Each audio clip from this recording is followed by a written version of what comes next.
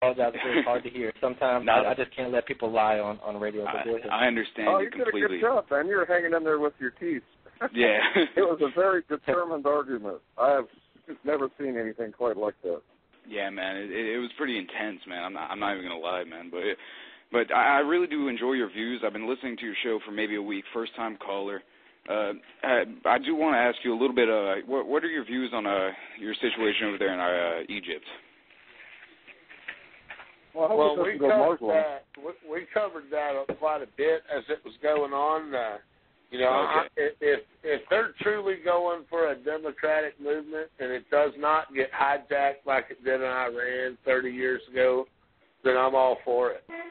But if they want to start extorting, if they want to start trying to stop the free flow of oil through the Suez Canal, then I'm going to have a problem with that. So yeah. Definitely. Yeah, actually, right now there's 5 countries in rebellion: Iran, Tunisia, Bahrain, Yemen, and Algeria are all having demonstrations, just like Egypt. But the press is not covering it. Apparently, they beat up the reporters that went to Egypt, and now they're afraid to go. They're not even covering the news, and this is going on right now. Yeah, definitely. So it's not just Egypt. But I think probably one of the main problems for Egypt is they don't have enough battle toads, man. Have you heard of that? Battle toads? Yeah, it's like it's a common phrase that's used amongst us. It's more of like a slang kind of term. Do you know how magnets work by any chance? Yeah. Okay, this guy's talking about magnets from Obama posters and battle toads like your caller about 10 minutes ago talking about battle toads. I know. I cut his mic off. Let's try 347. 347. Hello? Go ahead. Troll. Hello? Another troll. I'm not a troll. 347. Hello? I want to talk to Paul, the guy I was talking before. I want him to put his name and his number on the chat room. Just put your name in there and put your number. We're gonna talk. Okay? You're pissing me off, man. No, I'm not going to talk to the chat room. You can talk to me on the radio right now. Go ahead, bud. No, seriously, you're pissing me off. No, you can talk to me first and foremost. No. You have my attention. Let's talk. Go ahead. Go for it. Go ahead. You got anything to say? See, this liberals can debate you Another face to face. Look, this you is trolls. This is troll encompassing 10 foremost. Is trolls will call in just like this gentleman. Oh, I want your name and number, blah, blah, blah, blah, blah, blah. Call in, talk to me, debate me on principle, debate me on values right now. I'm not going to give you my name and number. Okay, you have my name. It's Tea Party Paul in the chat room. You know I live in Little Rock, Arkansas. You could easily look that up yourself. You can come to my work. You can come to wherever you want. Sounds like he was setting you up for personal. In any way, shape, or form. Yeah, he was setting you up for a personal attack. It sounds like. Yes. Because he didn't have any issue. He didn't have anything to propose. And you notice liberals that have called in your radio show, whatever the last 3 are that I've debated, or that have called in and said stupid comments, liberals have nothing to fall back on. They read their MoveOn.org arguments. They really go to their MoveOn. In their bag of nothing. No, it's really funny. They need to call me a racist. They need to call me an imbecile. They need to say I only have my GED. They need to go ahead and start name calling me, because you know what? That's all they can fall back on. Name call me all you want. I've heard it a million times before. It's nothing new to me. Which is confusion. Generalization, where they're not really saying anything specifically. And the third thing is attacking people. And that's it. That's their bag of tricks. Yep, that's it. All right. Well, we got a whole lot more. Some of this. All right, here's another Skype, because 408's back in there to tell a rape story again.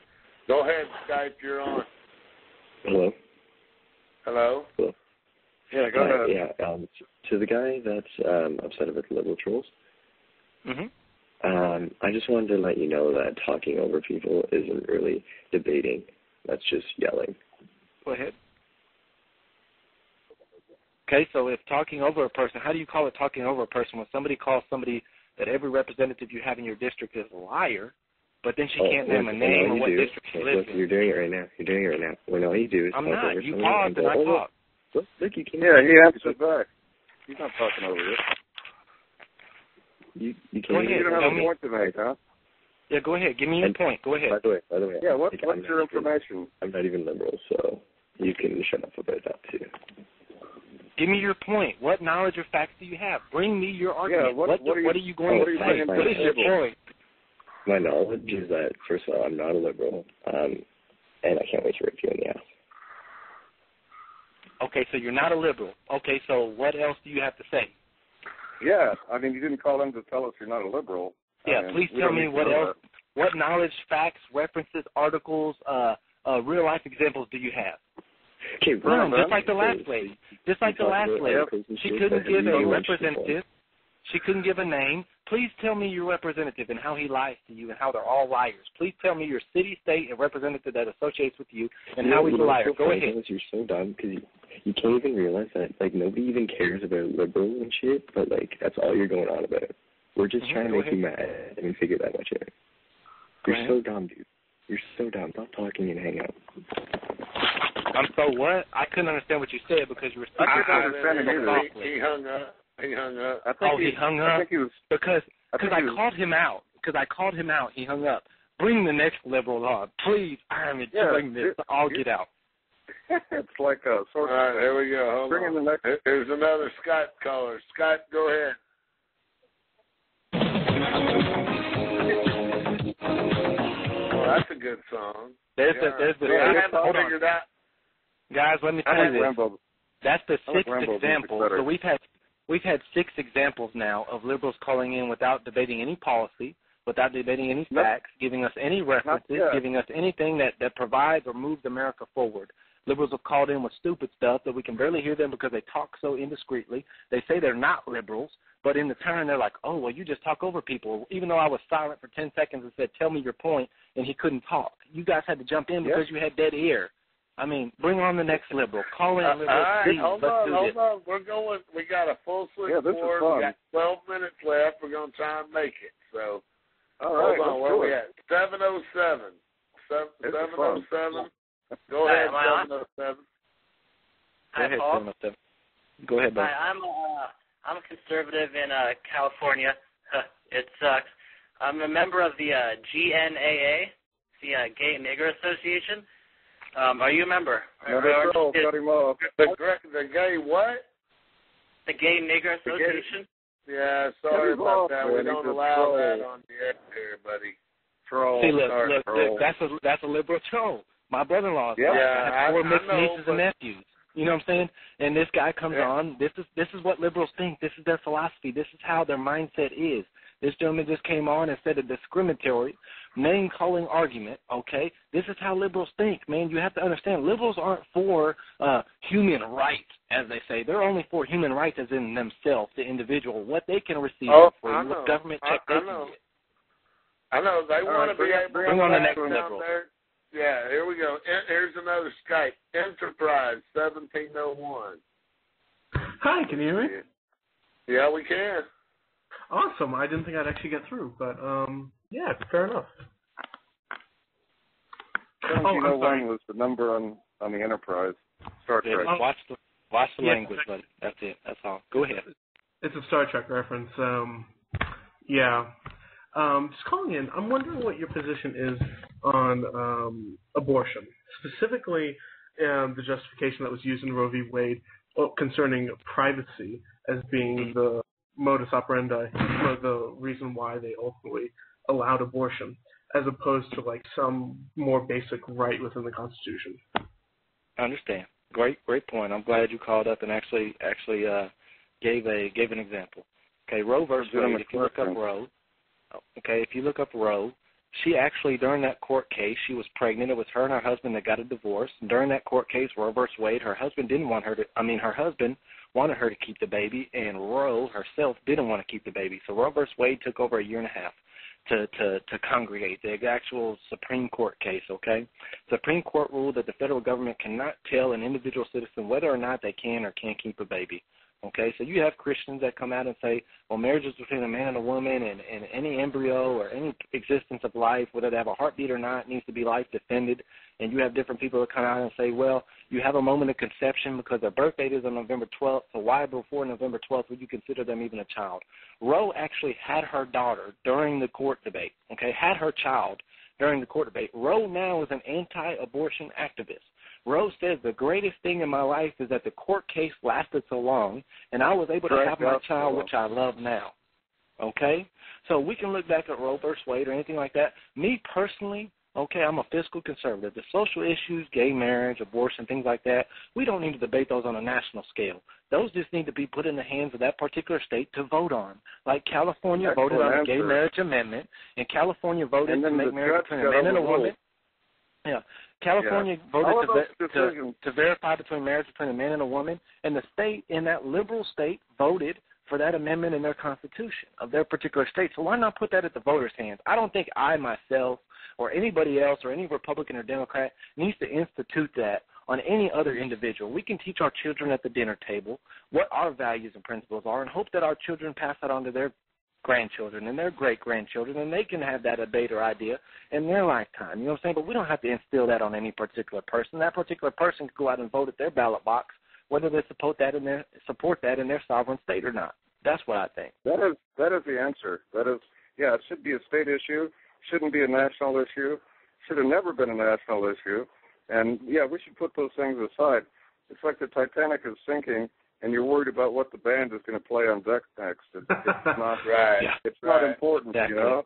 I mean, that's why we've gone a long way in the last month. Rambo and I have toward proving that point on Saturday nights with some actually very absurd shows. You're showing gays. Can a gay be a conservative? You know, can a pot smoker be? You know, that stuff doesn't matter, guys. We got a big deal going on here about saving our country. And later on, we can argue the minutia, and it should be more local, you know, state. It's not a federal government issue. Federal government cares only about a few things, and that's mainly to defend the country and enforce contracts and keep a stable currency. That's about it. Right. All the rest of this stuff should be argued somewhere else. Enterprise, you got anything else, buddy? Well, so there's a much broader issue here. I pretty much not in agreement with anything that you said in terms of spending specifically. I think that we should actually be spending to the point of oblivion, because there's this theory that came out in the 1978, I think, that was concerned with anarchism and communism. And their basic point was that you should spend to the point of oblivion so that it would create radical social change within the basic within the proletariat middle class. That goes back to the 60s to the Fox and Piven book or their article about overloading the system, and that's what you're talking about. And you know, see, I'll tell you, I'm a disabled vet. You know, I put my life on the line so that everybody on this show has the freedom to say whatever they want to say. Thank you for that. Say, though. And I just, you know, I find it appalling that everybody that the people that want to turn this country into a social government or a communist government or turn it over to the one world order or whatever, I think you guys are missing the point of what the idea of this country is all about. And if that's the kind of government that you want to live in, there's countries around the world where you can move and subject yourself to that type of government, you know. Go to Cuba and see how well you like it there. To be honest, I'm not a communist, so it's I'm much more of an anarchist, to be honest. I would not want to see. And I have friends that are in your same political spectrum where they've listened to Zeitgeist movement and stuff like that. Don't have a government. I mean, they're just like lawless territories. You're still there. Yeah, that's anarchy. But they're anarchic, but they're not an anarchy, if that makes any sense. Well, you have to go and organize them or do something. But you don't have any place in the United States because we believe in a republic form of government here, a democratic republic. And an anarchist just isn't going to be happy here. To some extent, I can agree. Well, I'll tell you the truth. I don't understand what the call or what the appeal of an government, no government whatsoever. I don't understand what the appeal of that is because, you know, kind of like in the Old West when you were out past a certain, like past Nebraska into wilderness. Pretty much it was you and your gun. And nobody else told you what to do. If you walked into a saloon, ordered a drink, or hung out anywhere, you make your own law as you go along. There wasn't any law there. And there's a certain appeal to that. I like that a lot better than being told what to eat, what light bulb to use, that sort of thing. Right. So if I have to pick between socialism and